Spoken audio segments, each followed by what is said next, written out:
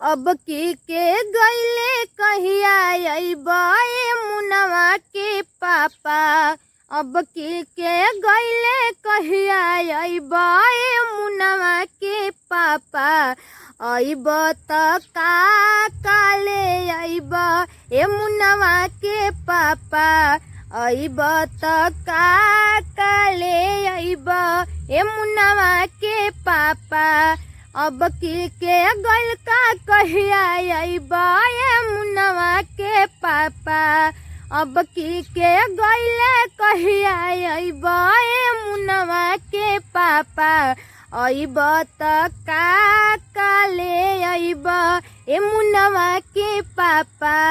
अइब त का काले अइब ए बबुआ के पापा। ना चाही साया साड़ी ना चाही गहना। मन में विचार करके तू ही कुछ कहना। ना चाही साया साड़ी ना चाही गहना।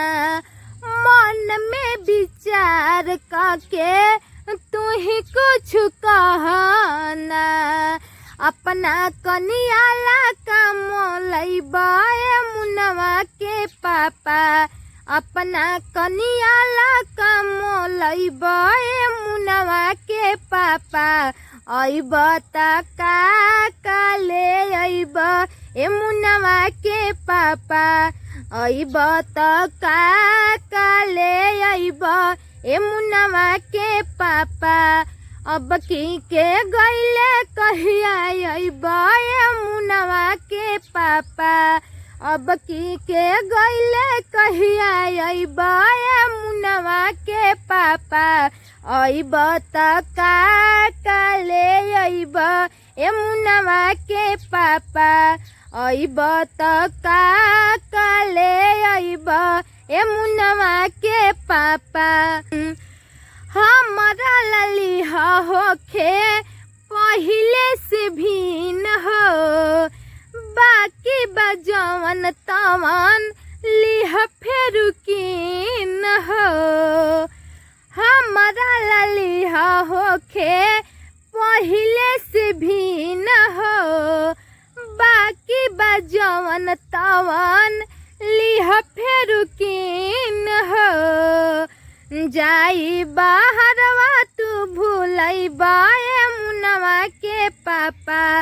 जाई बाहरवा तू भूलइबा ए मुनवा के पापा। जाई बाहरवा तू भूलइबा ए मुनवा के पापा। अइब त पाछे पछतइब ए मुनवा के पापा। अइब त पाछे पछतइब ए मुनवा के पापा। अब की के गइले कहिया अइब ए मुनवा के पापा। अब की के गइले कहिया अइब ए मुनवा के पापा। अइब त का काले अइब ए मुनवा के पापा।